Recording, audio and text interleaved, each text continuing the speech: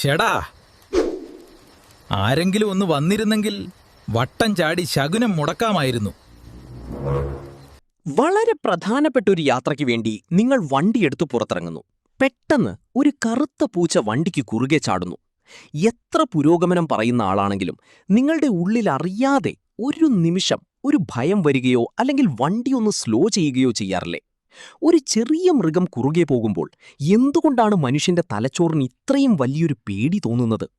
പൂച്ച കുറുകെ ചാടിയാൽ അപശകുനമാണ് എന്നത് നൂറ്റാണ്ടുകളായി നമ്മൾ കേട്ട് ശീലിച്ചൊരു കാര്യമാണ്.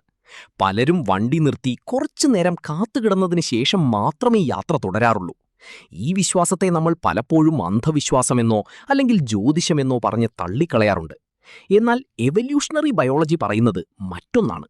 ഇതൊരു അന്ധവിശ്വാസമല്ല, മറിച്ച് മനുഷ്യന്റെ അതിജീവനത്തിനു വേണ്ടി നമ്മുടെ തലച്ചോറിൽ പ്രോഗ്രാം ചെയ്തു വച്ചിരിക്കുന്ന ഒരു അലാറം സിസ്റ്റമാണ്. നമ്മുടെ പൂർവികർ ജീവിച്ചിരുന്ന കാടുകൾ നിറഞ്ഞ ആ പഴയ കാലത്തേക്ക് ഒന്ന് തിരിഞ്ഞു നോക്കുക. അന്ന് ഇന്നത്തെ പോലെ റോഡുകളോ തെരുവുവിളക്കുകളോ ഇല്ല. അവർ കാട്ടിലൂടെ നടന്നു പോകുമ്പോൾ പെട്ടെന്ന് ഒരു പൂച്ചയോ അല്ലെങ്കിൽ മറ്റേതെങ്കിലും ചെറിയ മൃഗമോ ജീവനും കൊണ്ട് അവരുടെ കാൽക്കീഴിലൂടെ കുറുകെ ഓടിയാൽ അതിനർത്ഥമെന്താണ്? അതിനർത്ഥം ആ ചെറിയ മൃഗത്തെ വേട്ടയാടിക്കൊണ്ട് ഒരു പുലിയോ കടുവയോ അല്ലെങ്കിൽ വിഷപ്പാമ്പോ തൊട്ടുപിറകിൽ വരുന്നുണ്ടെന്നാണ്. ആ സമയത്ത് മുന്നോട്ട് നടന്നവർക്ക് പലർക്കും ജീവൻ നഷ്ടപ്പെട്ടു.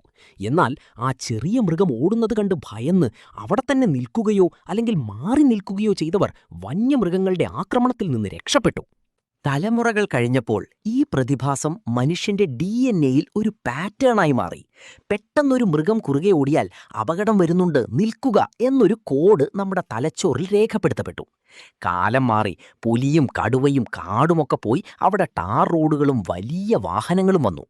അപകടങ്ങളില്ലാതായിട്ടും മനുഷ്യന്റെ തലച്ചോറിലെ ആ പഴയ സോഫ്റ്റ്വെയർ ഇന്നും അപ്ഡേറ്റ് ആയിട്ടില്ല.